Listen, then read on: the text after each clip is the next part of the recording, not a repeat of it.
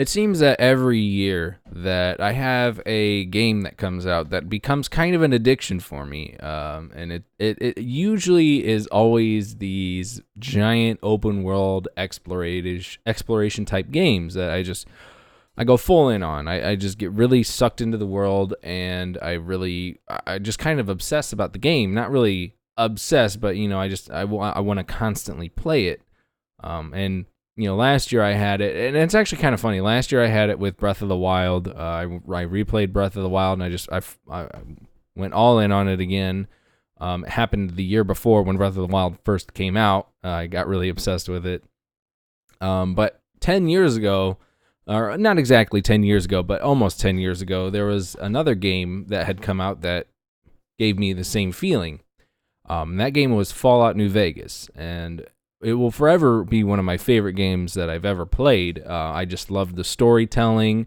The game had a very interesting, lore to it. The writing was immensely detailed, and you could pretty much play the game however you wanted. If you wanted to go through the game without firing a single bullet, you can do that. If you want, the Todd Howard memes. You see it on a mountain, you can climb it. Not necessarily that, because there's always limitations in these types of games. But speaking of Fallout, we did have a Fallout-esque game come out recently called The Outer Worlds. And The Outer Worlds is more or less Space New Vegas. It's developed by the same company, Obsidian Entertainment. And I kind of wanted to go over the history of why the game feels like a Fallout game, why the game kind of has that inspiration behind it, and it's more or less because it's the same developers of the original series.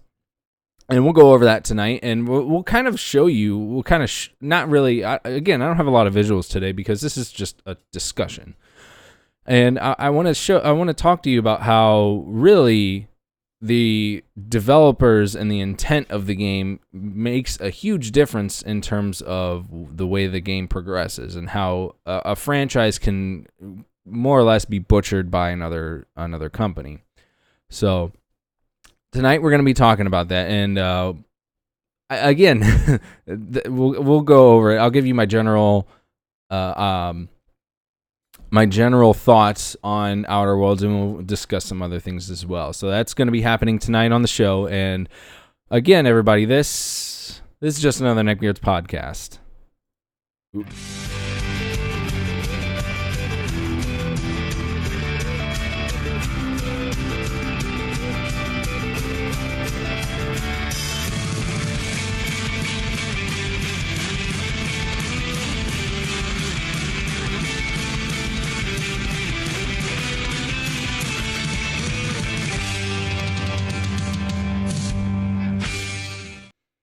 Welcome back, everybody. My name's Chris again, and I'm your host. I'm going to try and start introing these a little better because I kind of feel like I'm always all over the place with my intro. But, again, I don't even know why I even bother telling you this. I kind of just want to give you an idea of how things change all the time just because it's just what I do. So hopefully I can get over that, or you'll either get used to it. But for those of you watching the video today, there's not a lot of visuals prepared. It's just kind of me on camera. So if you like that part, go ahead. Feel free to tune into the YouTube channel. Otherwise, just take it on the go with you and listen to it because there's not, again, I don't have a lot of visuals prepared, or actually really any at all. So we're going to be talking about the Outer Worlds, and mostly we're going to be talking about the difference between Bethesda's and Obsidian's development, how they develop games and their ideologies on that certain stuff. So first I want to talk about my general thoughts on the Outer Worlds before we kind of get into the comparisons. And I'm going to tell you right now, if you have any doubts about, first of all, if you're a fan of open world games and you're a fan of really in-depth storytelling and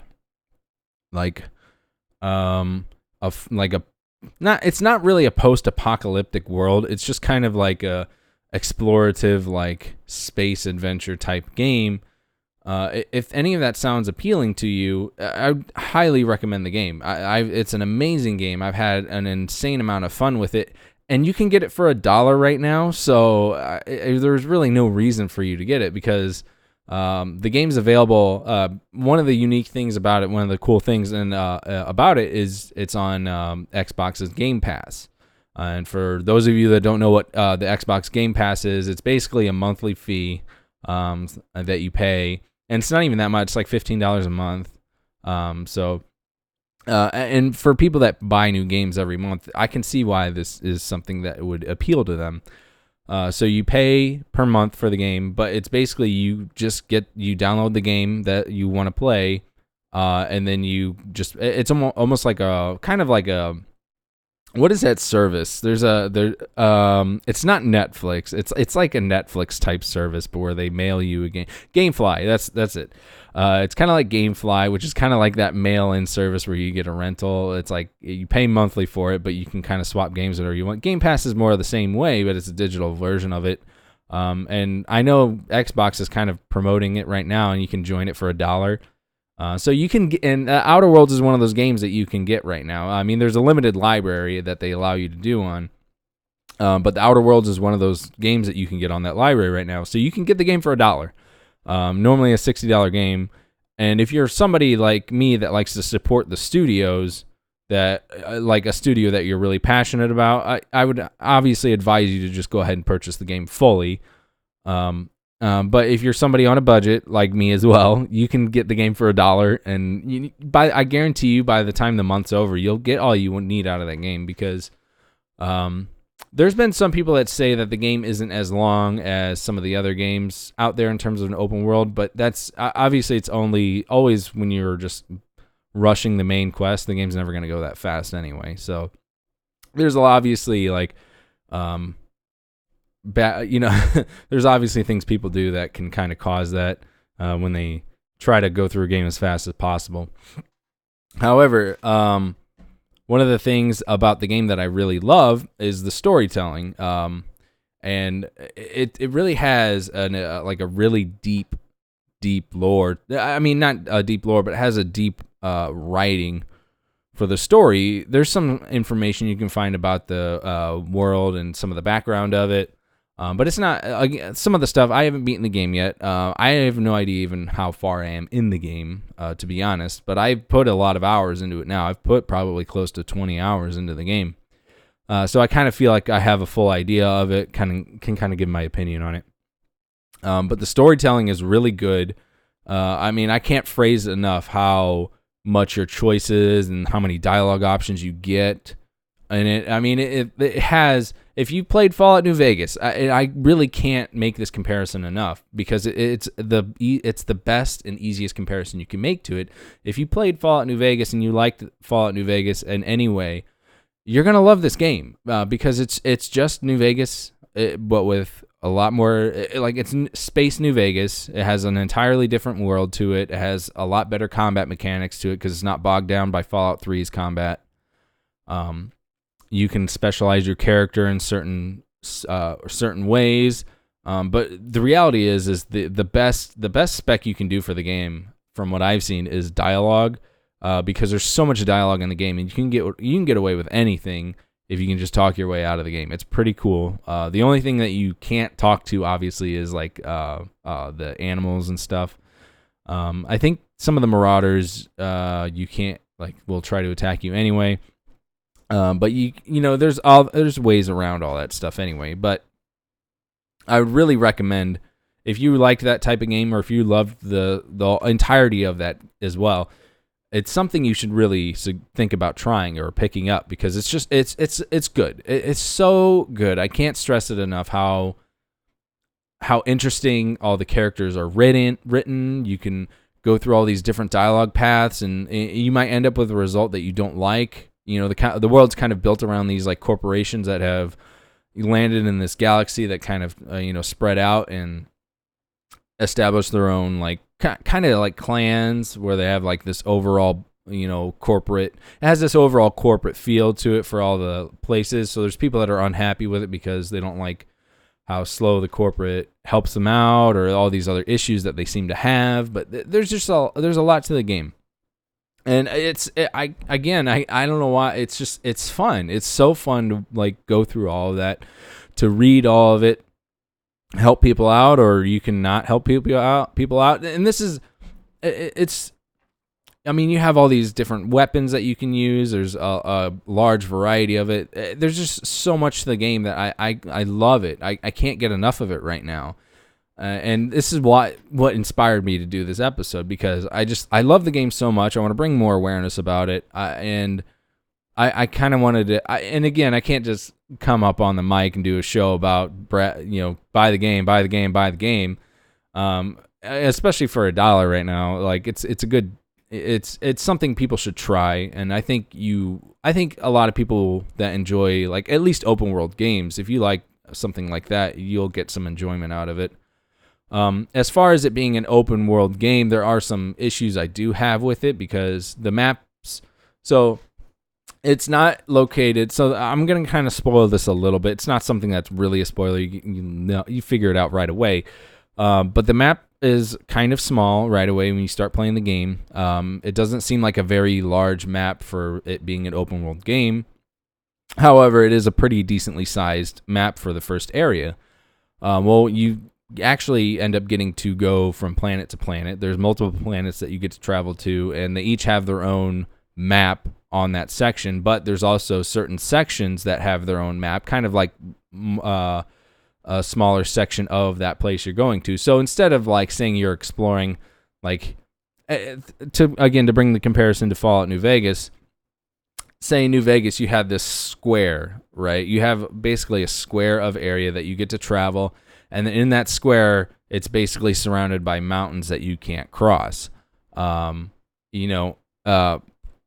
Worlds kind of has like similar setup to that, but it's more secluded for certain sections of each planet.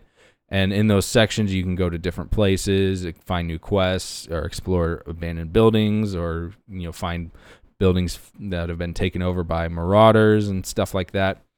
And, you obviously go through like that. You have your main quest that you can deal with, but you can go deal with it however you want. And dialogue is a little broken as far as if you invest in it early, because you can kind of skip some of the stuff right away, which is good for some people that want to try to get through it.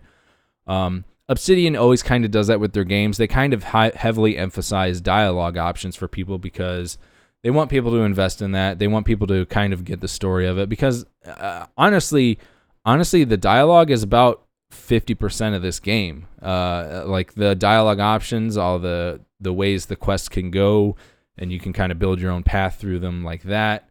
They kind of have it. It's almost like half the game. That's half the game, and then the other half is exploring combat and building your character and stuff like that. Like there's a lot to it. Everything's voice acted, which is great. The voice acting is pretty decent. A few of them have been hit and miss. Some of the random NPCs that you might hear are kind of like, it's not amazing, but that's okay. For the most part, all of the main ones that I've heard have been pretty spot on. All the characters have like their own little facial expressions that they make. The detail on the graphics is really good. It's a very nice looking game. Even on my not so advanced PC, I can run it fairly high. With tweaks to it.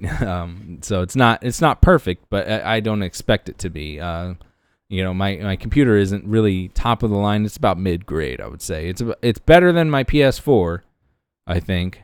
It's better than my PS4, but it's not as good as like a really top of the line thing that people try to push for 240 FPS, and I gotta have a 4K monitor. Like I don't do any of that stuff because I'm not that into it, but that doesn't matter.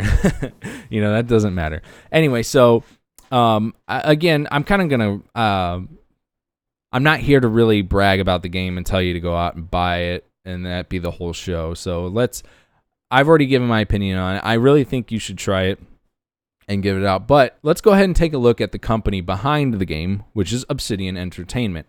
Now, Obsidian Entertainment came about basically from Fallout New Vegas. That was like their first game that they developed. Later on, they would help develop some of the South Park games. I believe there's a few others that have come about. I think they helped with another of Bethesda games. I believe it was. It might have been Dishonored, but I could be completely wrong about that. But Obsidian has a certain way about their games where they very heavily emphasize storytelling. It's not all about the combat or about the actions that you do. It's about the world and your impact on it, and that's something that kind of sticks with all of Obsidian's games. So looking back, you want to kind of so you see what Obsidian does, and again, I'm sorry for my really bad dialogue right now because none of this is scripted. So I say uhs, likes, and things like that all the time. I'm trying not to, but we take a look at the company, and Obsidian came about from old employees that worked on. Okay, so why don't we start off with the what I wanted to talk about. So Obsidian came about as a group of employees that used to develop, I believe it was Interplay, maybe might have been, yeah, I believe it was Interplay, and then Sierra Games was the publisher. So they're an old developers from an older company, and that older company was the ones that developed Fallout. They were the old developers of the first few Fallout games, Fallout 1, Fallout 2, and I believe Tactics or maybe another one. But they were the ones that developed the original franchise of Fallout. And eventually that company went under. And if for those of you that haven't played the original Fallout games, the Fallout 1 and 2 are basically top-down isometric RPG games that are kind of, they have this the combat in the game is more or less like you just click on your enemy, you choose that you want to shoot. There wasn't, it wasn't this. You could explore the map, but the map wasn't known to you right away. You had to go out and find all these things. It was very an open-ended game as far as how you could go about it. And even in the first Fallout game, you could basically fail the game immediately. This is what I like about Obsidian is if you mess something up, they let you fail. They let you fail quests. They let you mess up the mission. They let you do that because there's consequences to your actions, and they allow that to be shown in their games. And Fallout was kind of like an underground hit. It wasn't. I wouldn't say it was a really popular game in the 90s.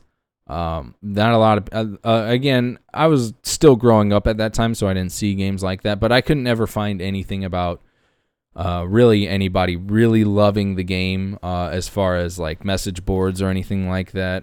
Obviously, if you search out specific boards for that, you'll find people talking about it. But it's hard to find people talk about it outside of that small culture of people that enjoyed the game. But obviously, you can see what happened to it is the Fallout name, the Fallout franchise, eventually kind of fell because not a lot of people played the games. It wasn't a very widely known game. But in comes Bethesda. Bethesda buys the rights to the Fallout name because the company goes under. They had to sell the name. So Bethesda buys the Fallout name, and they develop their own, which was Fallout 3. And they developed Fallout 3 using the same engine that they used to build Obsidian, which is the same engine they used to build, or not Obsidian, to Oblivion. Sorry, they used the same engine from Oblivion to build the game, and that same engine is the same one that they used to build Elder Scrolls 3, Morrowind. And I'm not sure about the previous entries, but I believe that engine is still being used today by Bethesda, by the way, which is, I think, the Gamebryo engine or something like that. But they reused this engine a lot, and so they reused the engine to build Fallout 3. A lot of people loved it because Bethesda is a big company. They were a big name at this point, and anything they had attached their name to, because Oblivion was such a popular game, it was a huge, huge launch title for the Xbox 360. It had almost become a household name. And so when Fallout 3 comes out, they push this game hard, and a lot of people, a lot of reviewers, and this is also in the age of where we're getting more internet attention, a lot more online reviews, not so much relying on magazines. YouTube's coming up, and so people can post videos on YouTube, which is easier for people to go visit and watch. And you had these people, you get more attention for this game, and obviously they revised the game to become a first-person shooter, which is a lot easier for people. Which this is when first-person shooters are kind of peaking and getting at their height, where everybody's trying to make first-person shooters, thanks to Call of Duty, and Medal of Honor and those types of franchises. So they make Fallout 3 a first-person shooter. So it's easier for people to kind of get an idea of what the game is. There's not really anything you can get locked out of for the game. I don't believe there's any quest you can actually fail as far as some of the game goes. I know that there's certain actions that you can take that prevent you from getting to certain stuff. But as far as the game goes, you basically have a couple paths that you can go down, good or bad, and then that's it. You either go one way or the other. There's not really an in-between. And the choices that you make don't really kind of prevent you from doing everything in the game, because it's more or less people will just comment on it. But they added a variety of weapons. They made the combat kind of fun for you to play, where you could have these unique weapons that you could build or find. You had the whole wasteland that you could kind of explore and get a better look of it. So it was a really popular game. A lot of people enjoyed it. And so, Bethesda, they still have the rights to the game, but they don't have the time to make another game based off of that. So they handed it off. Again, they handed it off over to Obsidian. And Obsidian is a team that was developed, or, is a team of the original writers, the original programmers and creators of Fallout. And so they took their skills to create Fallout New Vegas, using the same engine that Fallout 3 was built on. It helped cut time on it.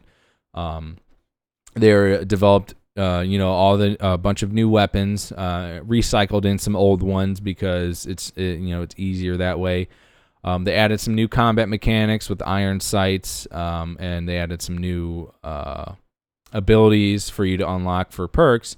But they also kind of changed the way the game is. In Fallout 3, your dialogue you can basically save scum, which is a term for you just save, and if you fail something, you reload it. You didn't really have to have. There wasn't like a threshold that you had to pass in order to pass certain checks for the game. So if there was a dialogue, like a speech check, if you had speech of 1, say you had speech 1, which was like a 1% chance of it working. I don't know if that's exact or not, but that's kind of where it's going. Say you could click that action and it didn't work. Well, what you do is you save beforehand, and then you reload, and then you try again, and you just keep going until you eventually pass the check. In Fallout New Vegas, you couldn't do that. They added a hard cap on the threshold, so if you didn't pass that cap, you didn't have access to it. So you had to have 50 speech in order to pass the check. If you only had 20, you're not gonna you can select it, but you'll just fail it. You'll never pass it until you actually go beyond that threshold, which is good. It opens up a lot of uniqueness for it, and they take a different development route for the game where, there's not really a good or a bad path. There's very clearly defined, this one's probably the good guys and this one's probably the bad guys, but that's really up for you to decide on how the actions proceed about it, because each of the factions that you go with have their own strengths, they have their own flaws, they have their own ideologies that you can either agree with or disagree with, and there's a lot of in-between stuff that you can do as well. And if you go down one path, you can kind of branch into the other one, but there's obviously a point at the end of the game where if you don't play your card, you're gonna have to pick one. There's 4 distinct endings to the game, and you're gonna kind of have to pick one. that you want to go down, but you could build your character in a very specific way that you kind of have an idea of where they're going to go for it. And a lot of that ideology transfers into a lot of Obsidian's games. But again, because Obsidian has a different ideology for that game, it doesn't really get transferred back over to Bethesda. So when Fallout 4 is eventually developed, they don't it's developed by Bethesda again. They kind of reuse the engine that they used in Skyrim, Elder Scrolls 5, which is just a tweaked version of the Gamebryo engine from Elder Scrolls 4. So it's really more or less the same engine. They just kind of tweaked it to allow some more stuff to it. But a lot of people, this is kind of when a lot of people realize that Fallout is not really a franchise that's best held in Bethesda's hands, because they kind of butcher it a lot. And that was given very evident when we first saw the dialogue that characters could go through in the game. And the choices were either a positive reaction, a negative reaction, a sarcastic reaction, or no reaction. So it was more or less, there wasn't really anything to go with the game. And you could be the most sarcastic person the whole entirety of the game, and it doesn't matter. Anything you do in the game, it doesn't matter, because you'll never get locked out of quests. You can do everything you can do every quest by every person in the game. It doesn't matter. You can't fail quests. There's only 4 quests, which are like the end game quests that you have to kind of do in order to get one of the 4 endings, because they have 4 endings in Fallout 4. Again, this is kind of where, instead of making the game more of an RPG, they focused more on combat and making it a first-person shooter with, some dialogue in it that kind of gives you an idea of what you're doing. And that's pretty evident when we saw how the game was promoted. We saw how the game was kind of advertised towards people, or, marketed. And we have more first-person shooter mechanics in the game, which is good. The gunplay is a much better than any of the previous Fallout games. In Fallout 4, we get to see that. You have this huge customization of your weapons. You can kind of mix and match, make your own parts for them, upgrade them. They'll have different aspects to it. So we did see a loss in weapon variety, or different weapons in general, but you could customize them however you wanted. So there was some uniqueness to that, which is a good thing. I liked the customization in Fallout 4, but again, the dialogue is bare bones at best. It's you play as a frozen vault dweller, and your son's taken away, and then you're unfrozen. You got to go find your son. And spoiler for a game that's what is it? When did Fallout 4 come out? 2015, maybe 2014. So it's like 5 years old now. Your son is the main villain of the game, more or less, depending on how you view things. Basically, your son is creating these synthetic people, or these robotic automatons. The plot is basic. If you've ever played Snatcher or heard of the game Snatcher, it's more or less the same concept, or Terminator style, I guess, where the main antagonists of the game are these robotic. I forgot what they're called, because it's been a while. Robotic people that are more or less like flesh and metal combined. They're not really cyborgs, because they're just like a metallic frame with artificial skin, muscles, and skin and muscles around that metallic frame, and they kind of create these artificial humans with artificial brains and stuff like that. I really wish I remembered what they were called, but they kind of they're slowly implementing themselves into society and taking over people's places, and taking over that person's life. And that's what happened. That's the plot of Snatcher, is there's these robots taking people's places and wearing like their skin, more or less. But they there's limitations to them. And that's kind of what the main villain is doing in Fallout 4. He's trying to like make the entire wasteland full of these people. Just be something about like there's no flaws in them. It's super villainous type of storytelling. It's butchering what kind of the original intent of Fallout was. Now there was some wacky and crazy stuff in the Fallout franchise in general. Like there's super mutants, which are these like Hulk-esque beings that are basically genetically modified humans that became these giant muscle-bound Hulk people. There's ghouls, which are like zombified people that survived the blast, and the radiation like melted or like fused their skin and muscles together or something like that, and they're just kind of like these rotting people. But they're like more or less, they live like thousands of years or hundreds of years because they're almost like immune to the radiation that's out there. Some of them can thrive off of it. But their brains start to rot over the years and then become feral, so they're like zombified people almost. There's a lot of this crazy stuff in the game. We don't really see much of that in Outer Worlds. We see kind of some. It's more or less like not mutant creatures, but they're wild beasts and stuff like that. It's just like regular marauders and things like that in the game. But again, we're gonna talk about Fallout 4.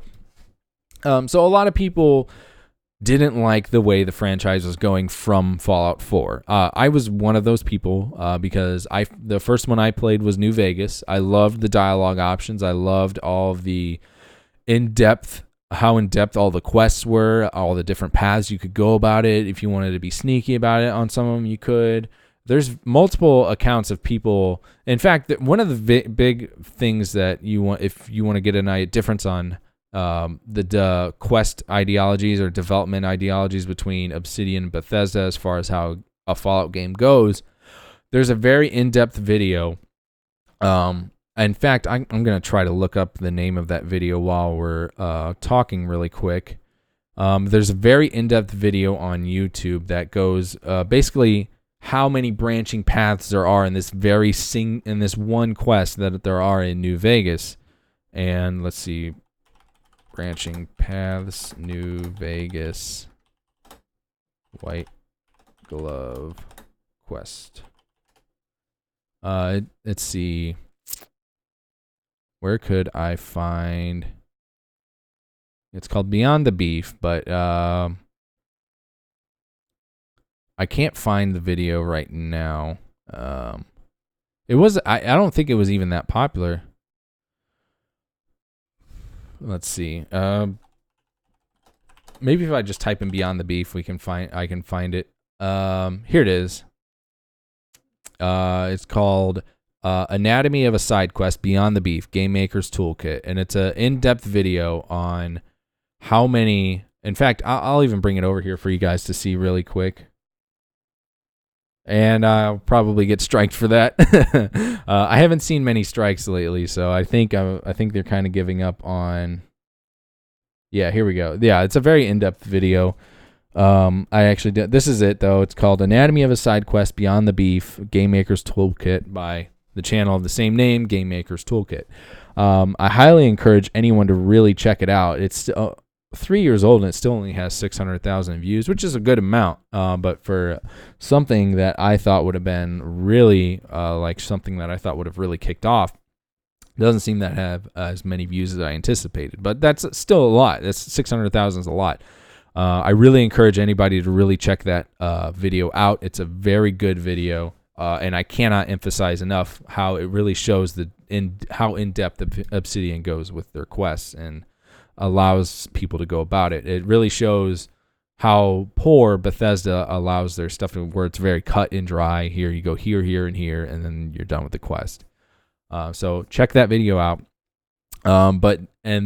So people kind of start to realize that Bethesda doesn't really know how to make really in-depth Fallout games. Or they have different ideologies for where the franchise wants to go compared to where the original creators of it had tried to bring some of that back into the game. Because Fallout 3, we missed some of those dialogue options, those quests, branching quest paths. We missed some of that, and then they brought them. The original developers come in, Obsidian comes in and packs all that back into New Vegas and tries to help revitalize where that franchise should go. And then Fallout 4 just kind of throws all of that out the window and starts doing their own thing with it to try and make it more of an action-oriented game. And they added the one thing that they added that was kind of neat, which was the camp building stuff, but it was more or less useless because you're never really there anyway. It's only there for a very specific thing in the quest, main quest that you have to do, which is to build like a generator or a transporter to get to basically the end of the game.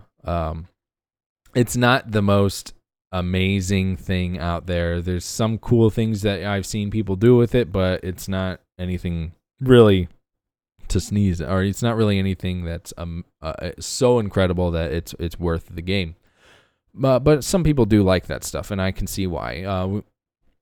So Fallout 4 is out for a while, and eventually we get the big announcement that came about a couple years ago, which was Fallout 76, which was claimed to be 16 times the size, or maybe it was 15, 16 times the size of Fallout 4, which a lot of people complained that Fallout 4's map was a little bit smaller than that, if even 3, that it wasn't as big of a map, it was more condensed. So we had people complain about that. So they said, okay, we're going to increase the map size. It's 16 times the game or whatever, anything like that. And a lot of people freaked out. And then they also announced that it's a multiplayer game.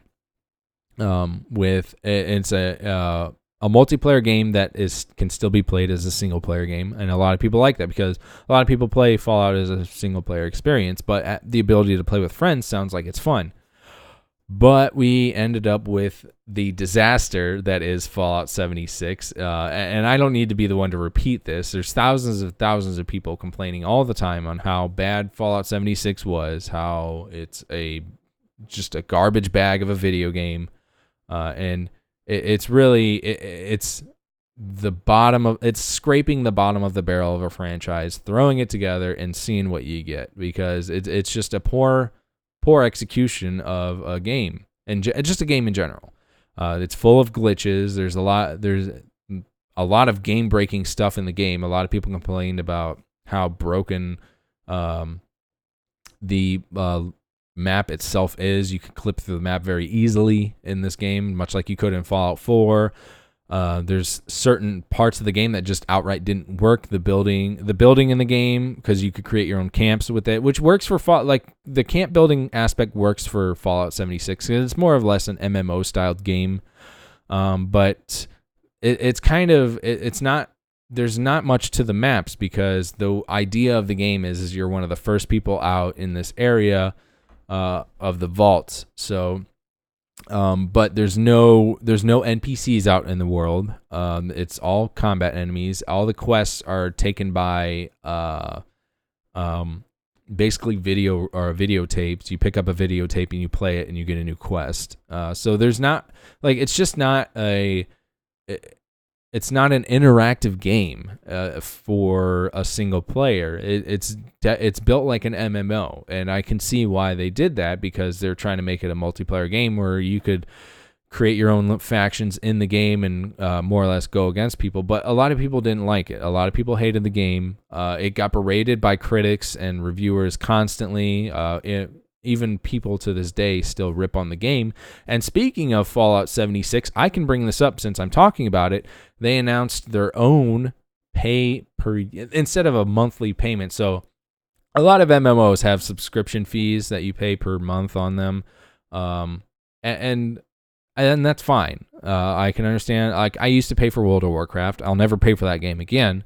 But when I played it, I used to pay for it. It was like $15 a month. And if you're somebody that plays the game all the time, it makes sense. And and World of Warcraft is obviously very mostly well developed. People that play the game nowadays will argue otherwise, but it's a mostly developed game that's really it has you have a reason to pay for it.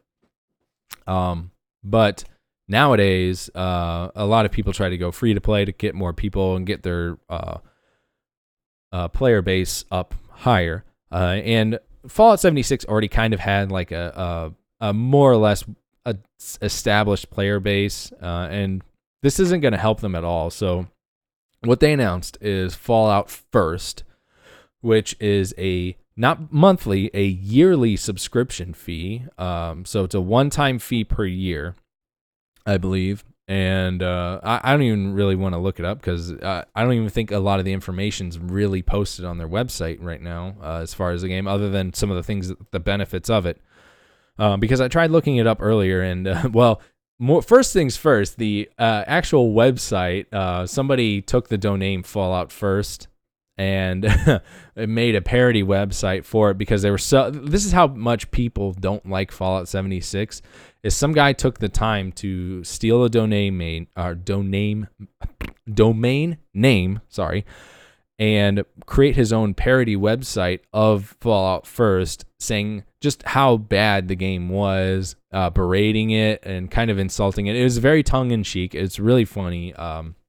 There's archives of it if you ever want to look it up, but I believe you have to go on the Wayback Machine if you want to find that. So if you go to the Wayback Machine, and I think you can type in Fallout First in the URL, and anything before October 21st, either October is around the announcement of Fallout First. Anytime around that announcement date of Fallout First, you should be able to find some of this stuff. It's pretty funny. I definitely encourage people to check it out because I was laughing at it. And it really kind of shows how much people don't like the game. Anyway, so people were upset about this because it's implementing features that people have been wanting for a long time for the game. One of them is private servers. Another one is an unlimited storage box because there's limited storage space for the players normally. And a lot of people like to hoard their belongings. If any of you have ever played any of these games, I guarantee you do the same thing. You don't really get rid of stuff all the time. You kind of hoard all your extra stuff and leave it in storage and come get it if you ever need it. The reality is you're probably never going to touch that stuff again. So it's it's better for you to just sell it or get rid of it. And that's something I'm kind of learning with the Outer Worlds. I'm going to have to start selling all my old equipment because it's just not worth carrying around. It's just garbage lining up.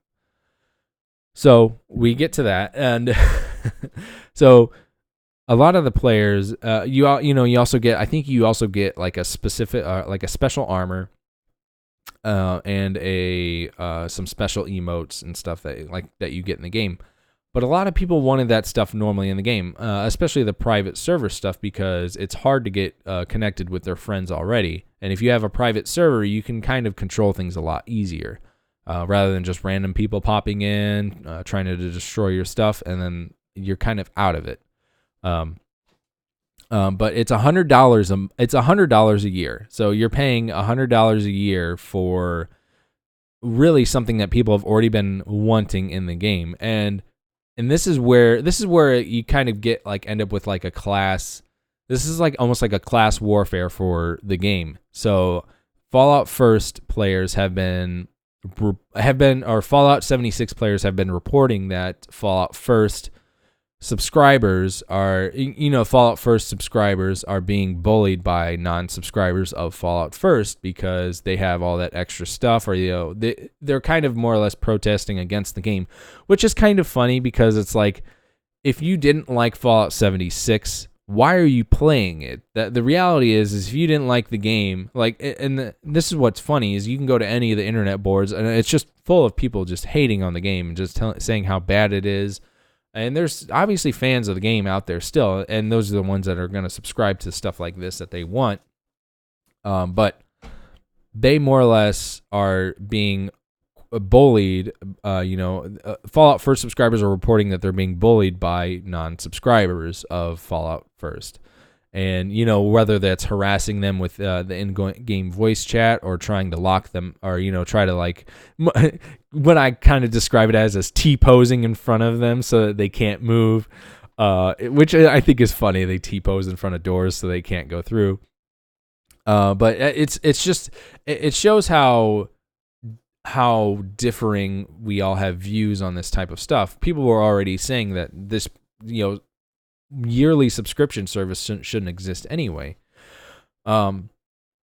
But at the same time this came out, the Outer Worlds came out, and this is what I loved about it, and it's so funny because it's showing you it's everybody that loves Fallout is coming over to the Outer Worlds and saying this is what we need to follow now, because Obsidian again is the original developers of Fallout. It's the same team that used to develop, not 100% by the way. It's mostly the same team that used to develop these games.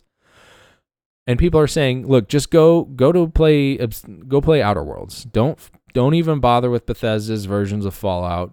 Like, just go to the Outer Worlds. Just go to the Outer Worlds. Just go to this franchise because it's something. You're gonna get your fix. It's gonna be what you wanted. It's gonna be what you want it to be, and that's all you see on these message boards. Every time I've seen Facebook comments, I've seen Twitter comments, Reddit posts of people just saying, it's just people commenting on anything that's Fallout related and say, just forget Fallout, just go play the Outer Worlds. And I'm so glad that people are coming to this realization because this is what they wanted. This is a role-playing game that has a very in-depth story. It has a very established, like not really established. It has a very good feel to the combat. Like the combat's pretty good. I wouldn't say it's amazing. It's just generic. It's kind of generic first-person shooter stuff. But that's what people expect from Fallout nowadays, and so they're going to get that from the Outer Worlds. The weapon variety is pretty cool. There's a lot of unique stuff you can do it. You can make a very specific character build. There's a lot to the game, and I'm not going to sit here and just constantly tell you to go buy the game, but I really want you to encourage you to all go buy it.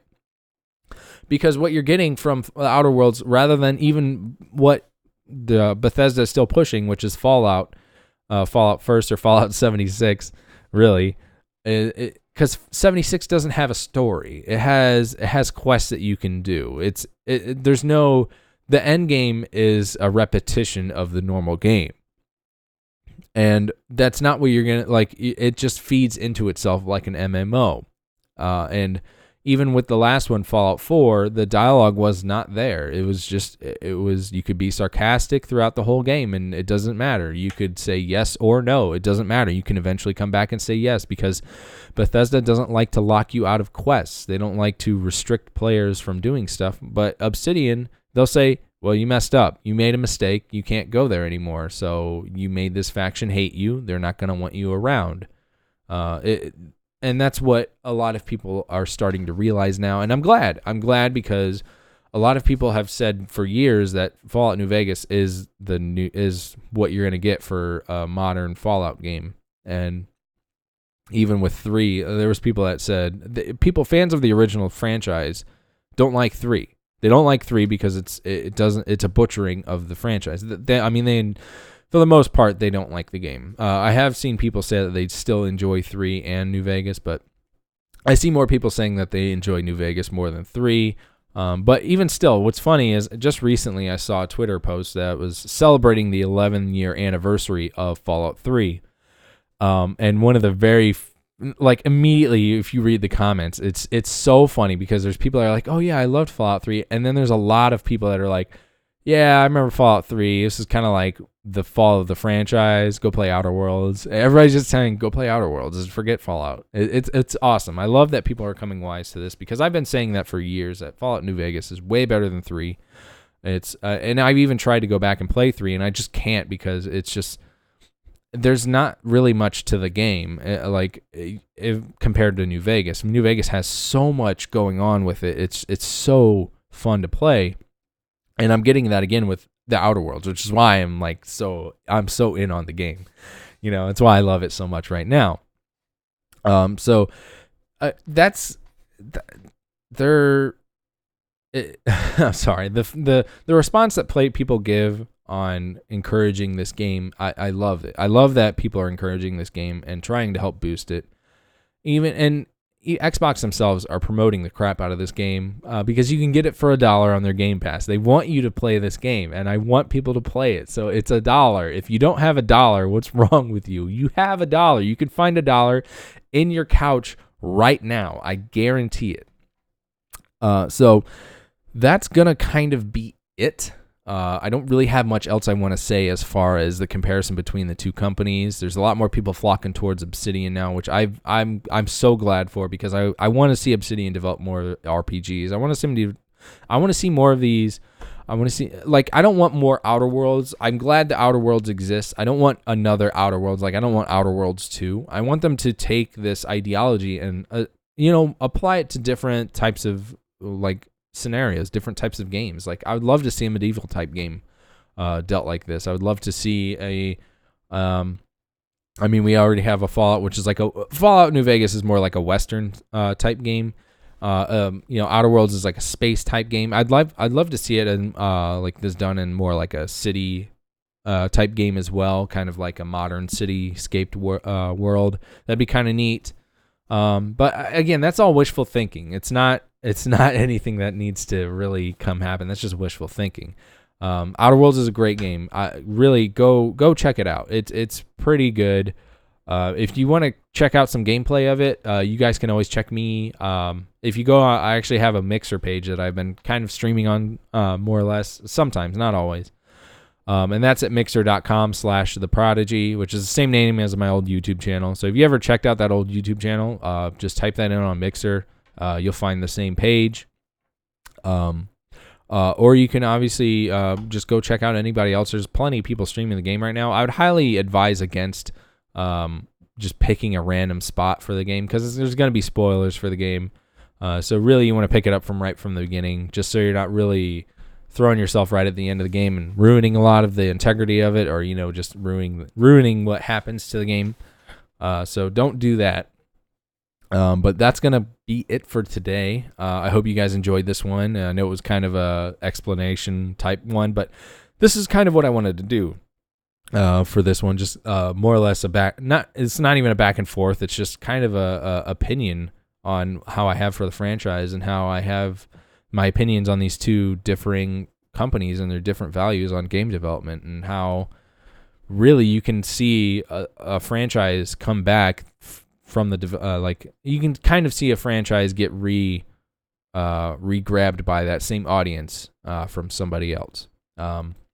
So that's going to be it for today. Thank you all for watching. If you like this, feel free to like, subscribe, all that other YouTube stuff I kind of have to push to help promote growth for it. But again, you can check it out here on the YouTube channel. It's youtube.com. I don't have a custom URL yet until I get to a certain threshold, which kind of stinks. But you can just look up Just Another Neckbeard on YouTube, or you can check it out on any of the mobile podcast stuff that you would normally go on. I'm really trying to push Apple Podcasts right now. And thanks again for joining me, and I will see you on the next one. Take care.